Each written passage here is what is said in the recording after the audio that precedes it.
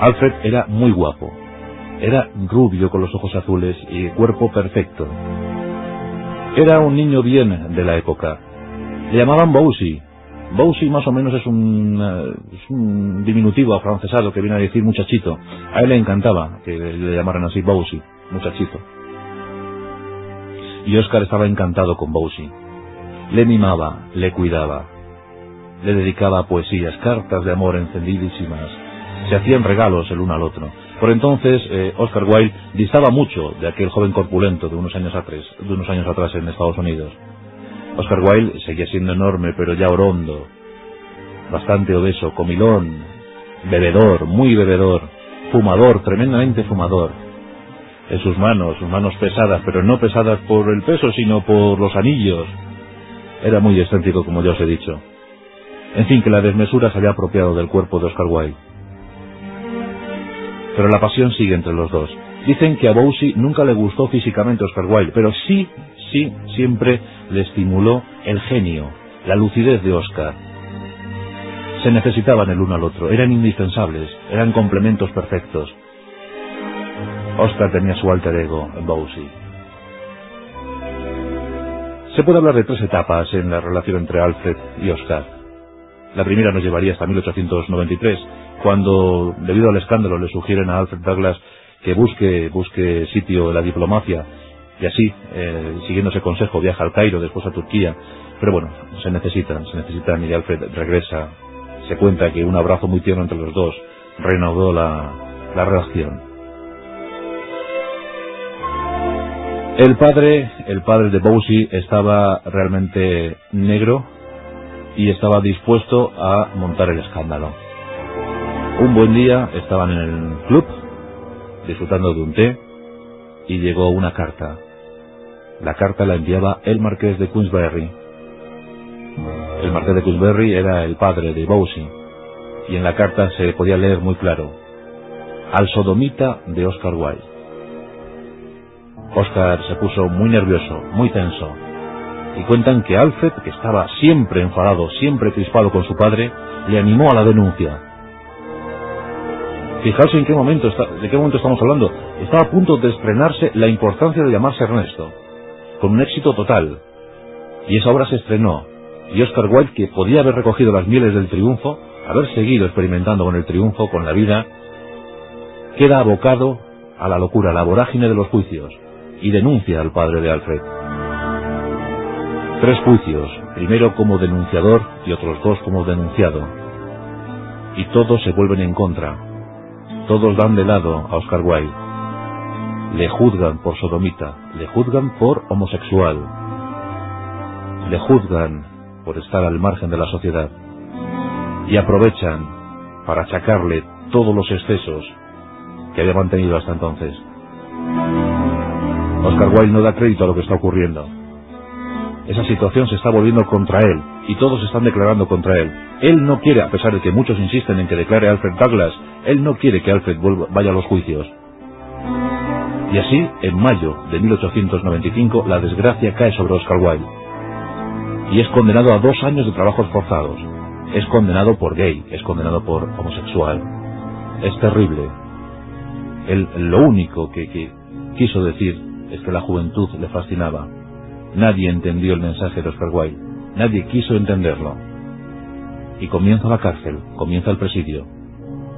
Una cárcel que va a acabar definitivamente con el alma, con el espíritu, con la intención de Oscar Wilde. Está hundido, realmente hundido. El genio de la estética, el genio del glamour, aquel que había sido el máximo dandy del Reino Unido, se encontraba en esas cárceles de Dickens. Él había criticado a Dickens, a Charles Dickens, pero ahora se topaba con la realidad planteada por Dickens unos años antes. Eran tal y como las había descrito.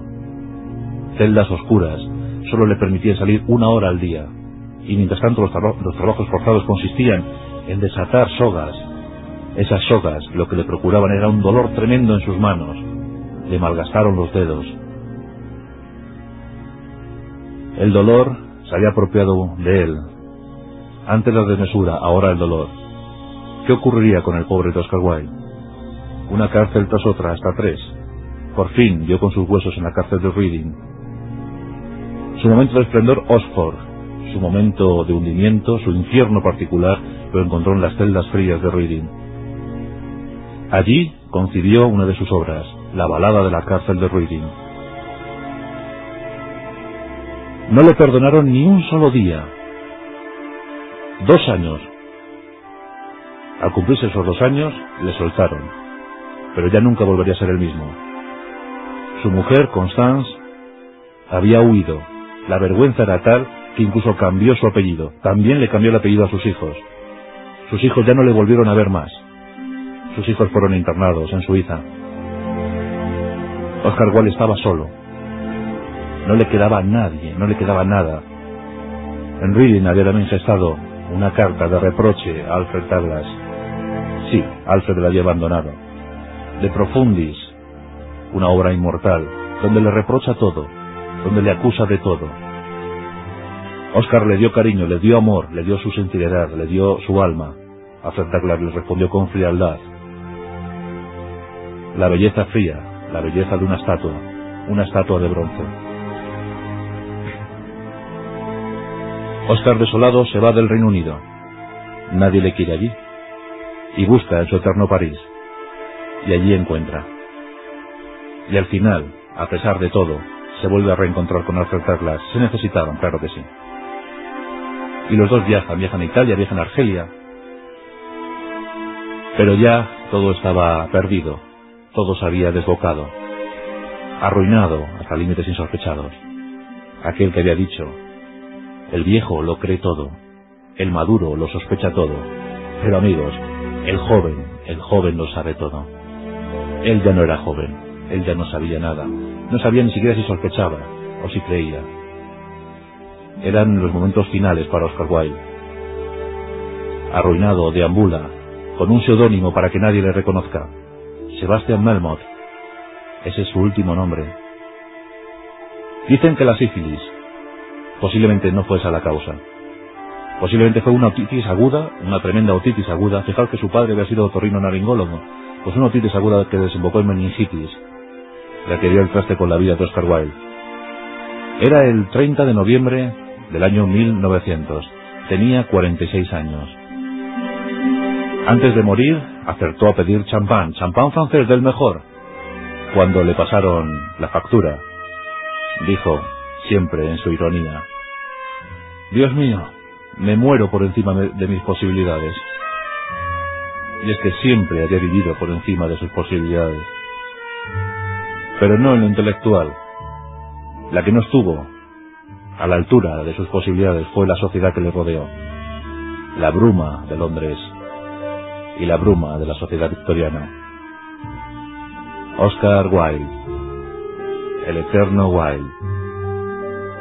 Con sus obras nos alejamos, dejándole ahí en ese cementerio de París, donde yace al lado de Jim Morrison, otro poeta, el poeta del rock. Ahí están los dos, cubiertos de lirios y de girasoles, porque debéis saber que los lirios y los girasoles de Van Gogh eran las flores que habían adoptado los decadentes, porque él era el sumo sacerdote de los decadentes.